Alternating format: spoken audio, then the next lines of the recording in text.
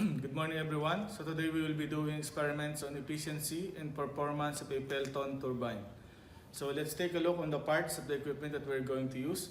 So we have one miniature of a Pelton turbine here. So as you can see, we have a like a spear bucket here. Okay. So these are the parts of the Pelton turbine. So this is the architecture, and then we have two spring scale or spring balance. So you have left and right. So here, so this is the sample of the blade of our Pelton turbine. So it's just like a bucket here. So two buckets.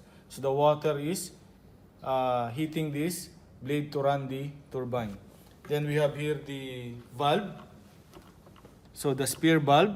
So this will control the water inlet. So the water inlet heating the bucket of the turbine, so the turbine blades. Okay, so it can control from 100%, 50%, 25% of the water inlet. Okay, so also we have one pressure gauge here wherein we can measure the water pressure at the inlet, okay, before it hits the turbine. So we have one pressure gauge here in millibar. Okay, so backside here, as you can see, we have here the brake drum. So this brake drum, the diameter of this brake drum is 25 millimeter. So 25 millimeter. On the brake drum, we put one silver strip. So this silver strip will use to measure the speed of our turbine when it is running.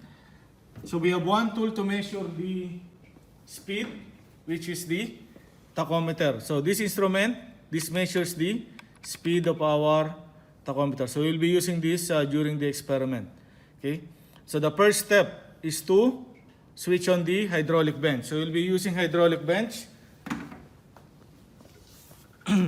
So pump control, so to switch on the hydraulic bench, just press the black button here, the black button, and the pump will run, okay? Then open the hydraulic bench gradually, okay? So this will control the water inlet. So open this valve gradually, and then the spear valve here, the black one. So you need to open it slowly until it becomes fully open. Until it becomes fully open. So at 100%, okay?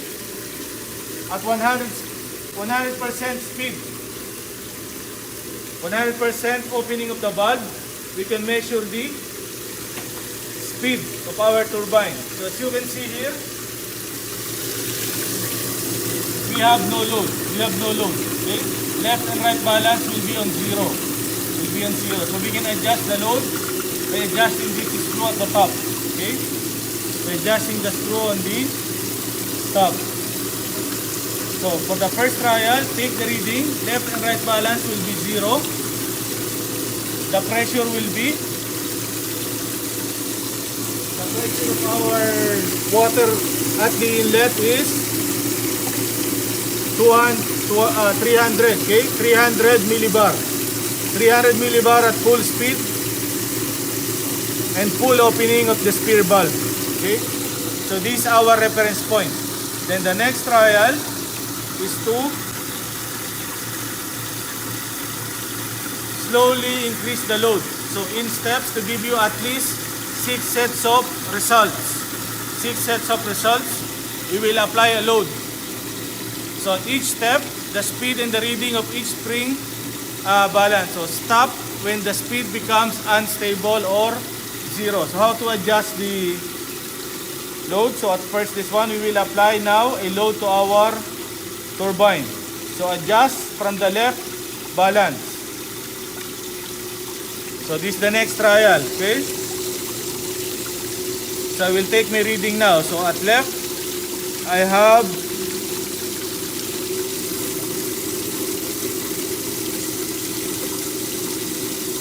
approximately 2, okay?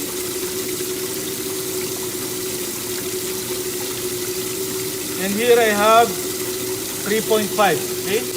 3.5 Newton. So take the difference and multiply it into 25 millimeters diameter of the drum. So this will be the reading on our left and right balance. Then again, take the reading on the pressure. So still I have 300, okay? 300 at the water inlet. So that is my pressure. And then let me measure the speed. So pointing the tachometer into the silver strip. So this is how we are going to measure the speed. So I have 777, okay? Maximum speed. So you can just press this red button and hold. Take the maximum. So 778, okay? Then take your reading. So you have the speed in revolution per minute. You have the reading in left balance. So the unit will be in Newton. Calculate the load. So the load is the torque, okay? So the power, how you will calculate the power? So this 2 pi NT divided by 60. So the unit will be in watts. So the efficiency, how are you going to calculate the efficiency?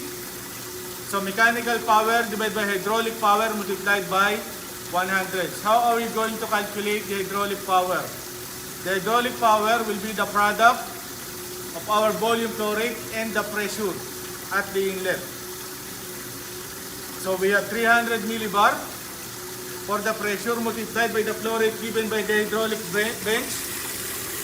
So take the reading. So you have in liters per minute. So for this trial, so you have 22.5 liters per minute. You'll get the hydraulic power. So again, for the next trial, increase the load. Increase the load. So pull this up,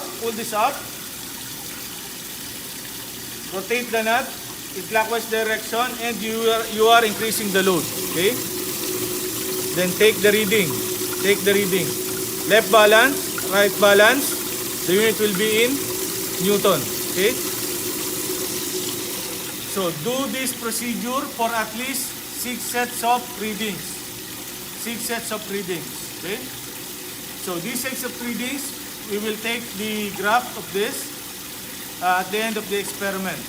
Okay? So once you complete the experiment, release the load, switch off the pump, and close the spear valve and the hydraulic bench. Okay? So and the rest of the experiment will be plotting the graph and the conclusion. Okay?